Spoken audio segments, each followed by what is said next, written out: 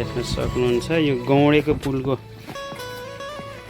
Famous नास्ता चुकाउनी उता पकौडा उता बटुक अन्डा जो काँक्रा हैन कहाँ फलेको यो डुम्रे लगाइदिनु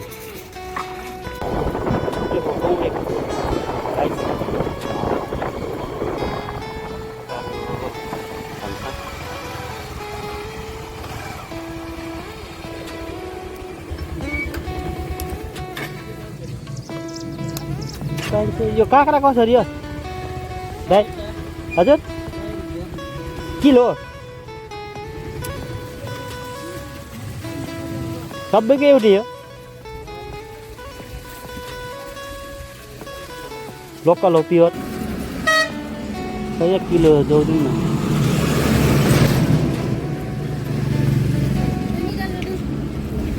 बिहान मोटी दिदीका करेला लए अहिले यता मगर दाइसित करेला लानु पर्यो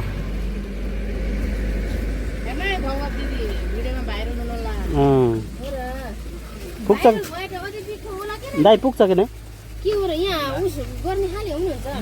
त्यतिकै यसो टाइम पास बाटा हिँडेको बेला ल ल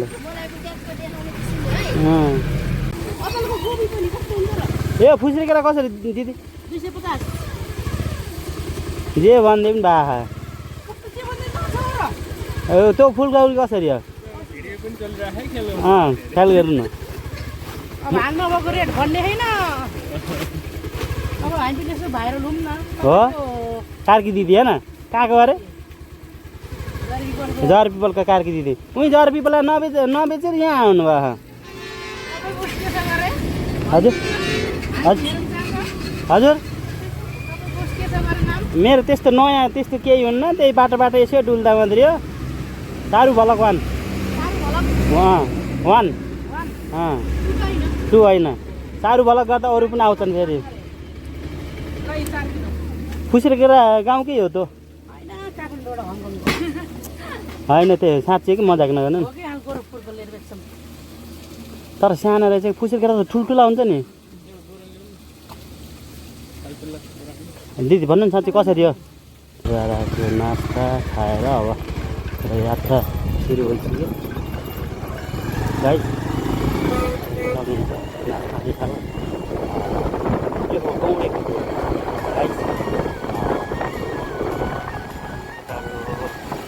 चिसो हावासँगै एकदम फ्रेस खाना खानु सवार गर्नुभयो भने आउनु खाना पर्ने तरकारी खाइन्छ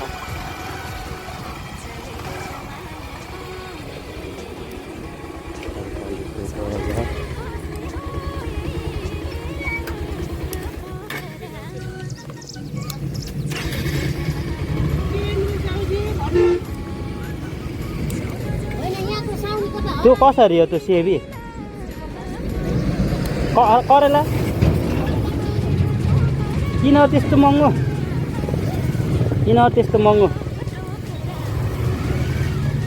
भेन्टी त बरु त्यही पाइन्छ यो काँक्रा कसरी हो दाइ हजुर किलो सबैको एउटै हो लोकल हो प्योर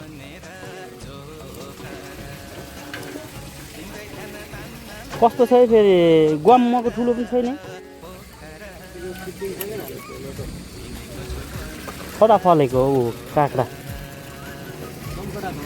दमकडाको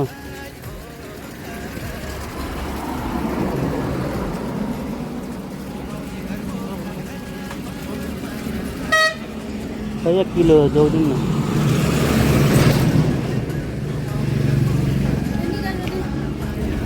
बिहान मोटी दिदीका करेला लए अहिले यता मगर दाइसित करेला लानु पर्यो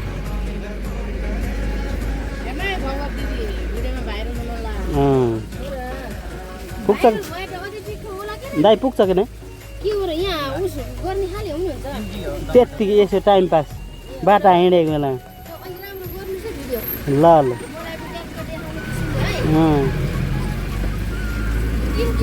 किन अरे यस्तो साना करेला करेला र काँक्रा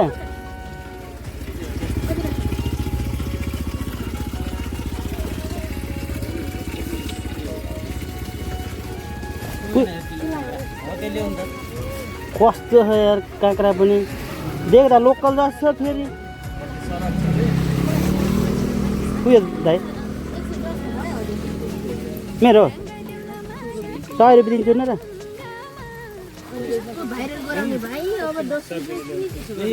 छोड दिनुहोस् न दाइले खरिदेर लिएको हो कि आफैले फलाएको र दाइ लाउनु हुन्छ होइन धन्यवाद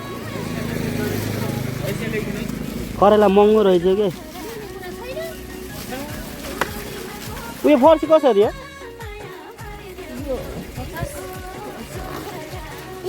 80 कुन छ र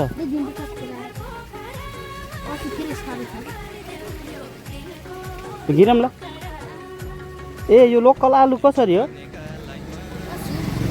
किलो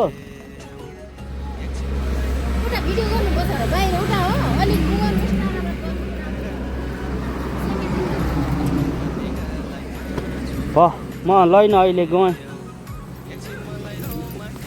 अब फेरि आउँदा लान्छु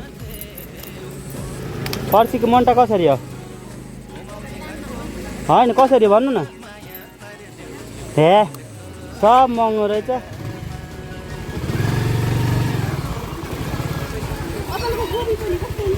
ए फुस्रेकेरा कसरी दिदी जे भनिदिउँ नि बाहा त्यो फुलगौरी कसरी हो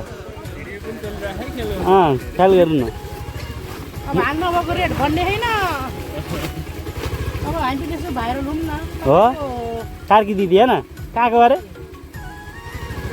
जर पिपलका कार्की दिदी उही जर पिपललाई नबेचेर यहाँ आउनु भयो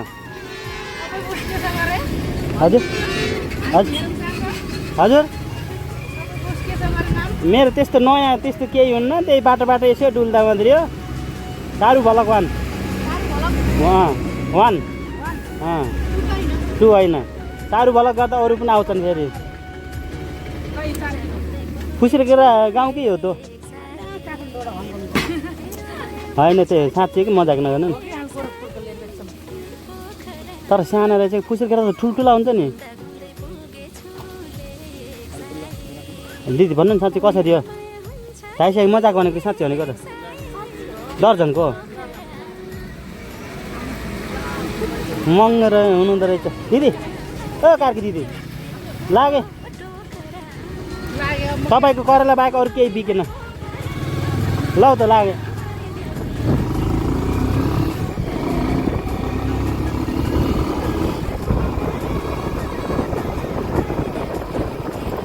जोरदारमा थोरै तरकारी किने हुन त बुटोलतिर अलिक सस्तो पाइन्छ तर बुटोलतिर त्यही मधेसतिर फलेको अथवा गाउँतिरको फलेको पनि अलि बासी पाउँछ डुम्बे मस्यामतिरका दिदीबहिनीहरू फलाएको दाजुभाइहरूले फलाएको आमा बुबा मेहनत गरेर फलाएको तरकारी जोरदारमा गौडे थोरै महँगो त हुन्छ बुटोलतिर भन्दा र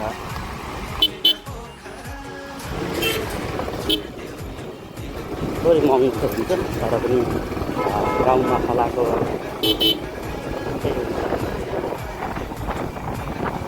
टेस्ट हुन्छ तपाईँहरू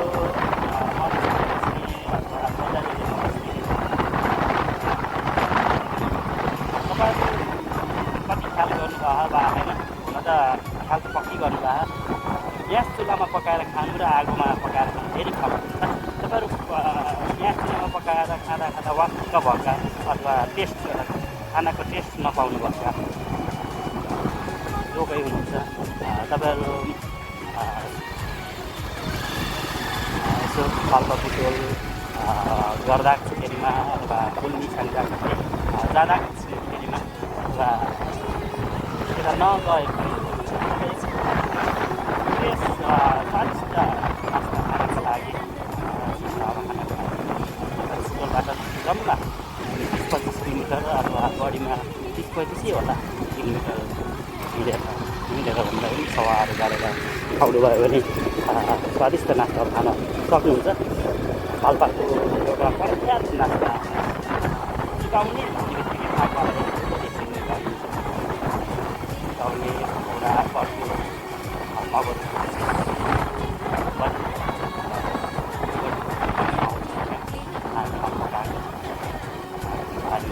पकाएको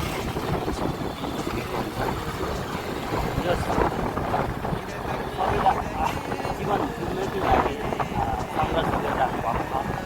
बाटोको छेउछाउ हामीले राखेर दोकान गरेर नास्ता पस्ता खोलेर कमाइरहनु भएको छ। मेरो अगाडि सुपौल पाल्पातिर हाट एउटा बस छ, देखिएको छ आमा बुवाका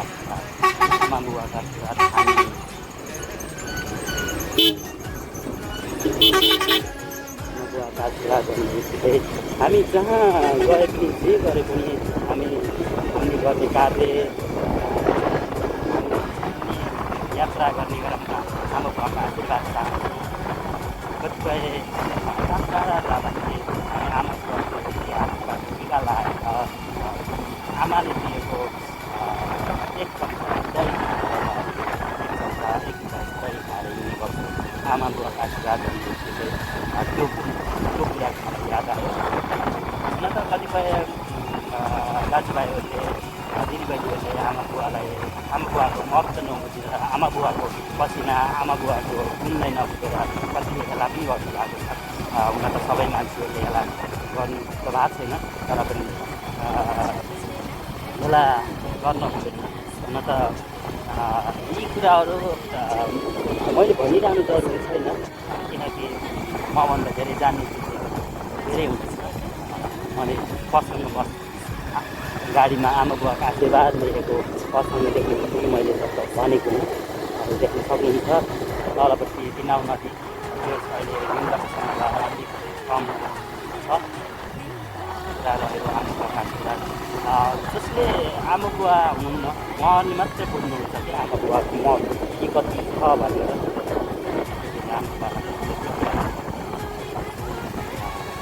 पालो माया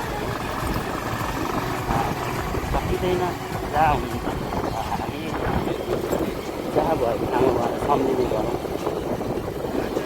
किनकि भोलि गएर हामी त्यही पुग्ने हो। त्यही जस्तो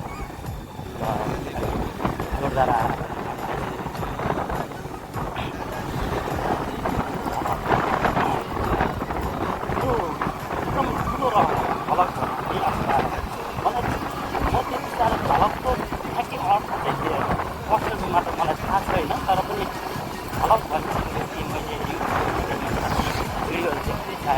त्यही भिडियो बनाएर पोस्ट गर्ने अथवा राख्ने त्यस्तै होला भन्ने लाग्छ मलाई। त्यही भएर पनि एउटा रहस्य कतिलाई मन पर्छ पर्दैन, मन पर्छ लाइक कमेन्ट सेयर गरिदिनु, मन पर्दैन अथवा केही कमेन्ट छ कमेन्ट गरिदिनुहोस्। जहाँ मैले अझै उत्कृष्टभन्दा म सबैको सामु आएर मेरो एउटा लक्ष्य छ।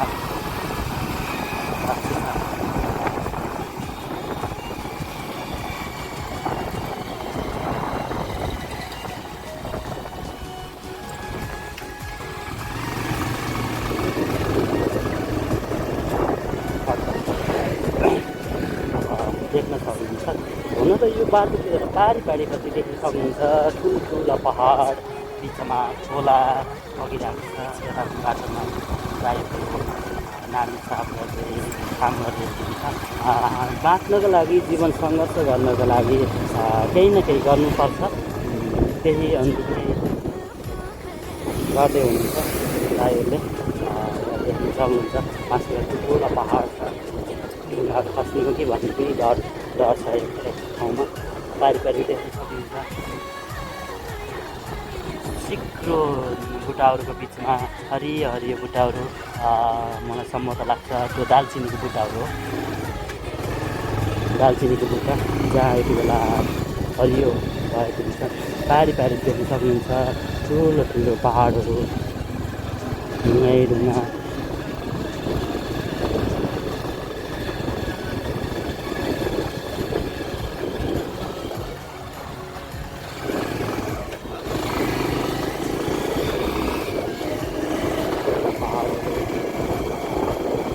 म जोरदारा पनि गरिसकेँ।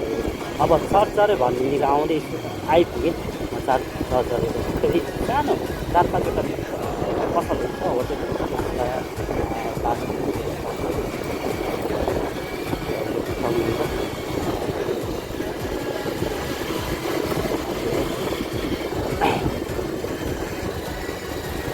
ठुलो पहाड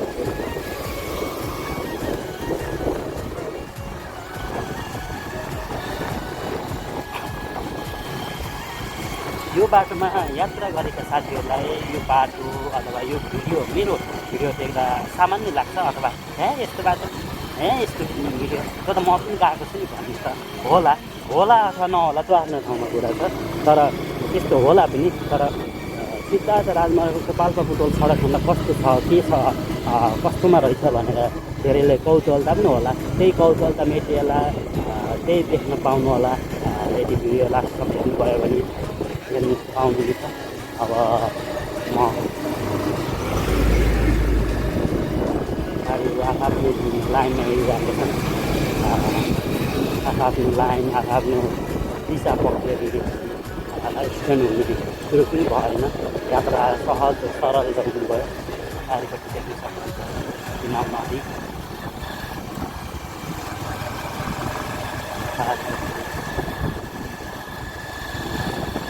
कति मजाको ढुङ्गाहरू। हुन त हामीले ढुङ्गालाई कसरी बुझ्छौँ अचम्म लाग्छ क्या। यो पाल्पा बुटोल सडक खण्डको बाटोमा पाल्पा बुटोल सडक खण्डमा हामी यात्रा गऱ्यौँ भने ढुङ्गा पहाडबाट पानी झऱ्यो हामी छक्क पर्छौँ कि सायद धेरैले छक्क पर्छ भन्छन्। एउटा मैले यहाँ पुरै देखेको थिएँ, के भन्छ याद आएन।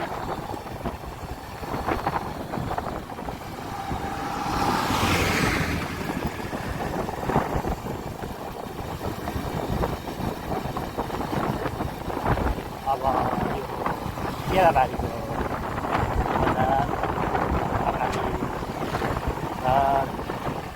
लाङ्गाली तालुनी त्यही हो यो दालबारी बाटोमा यात्रा गर्ने क्रममा बस्ने ठाउँ, नाच्न खाने ठाउँ हो। आजभोलि ठाउँमा फरक पनि गोडडाँडा गौडी कुदेर नाच्दा खाने धेरै कुदेको भएर चहलपहल अलिकति कम हुन्छ। तर पनि यो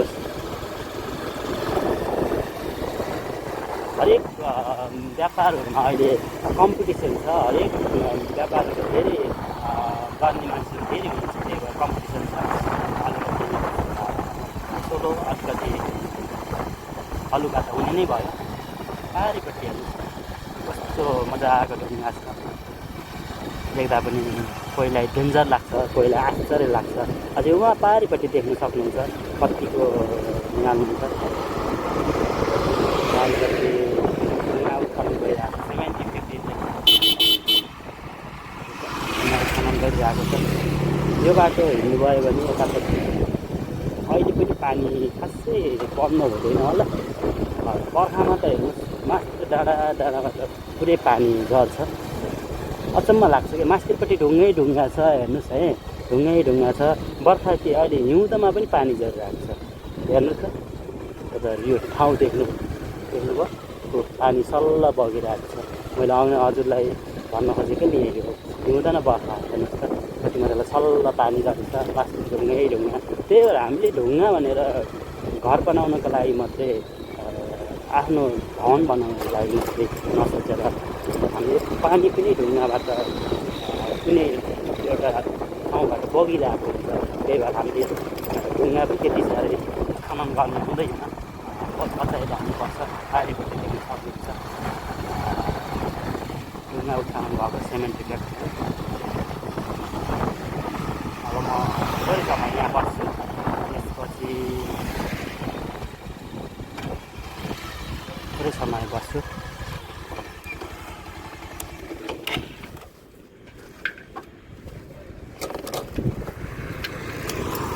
मैले तपाईँहरूलाई मेरो टेस्ट देखाउँदैछु भनौँ।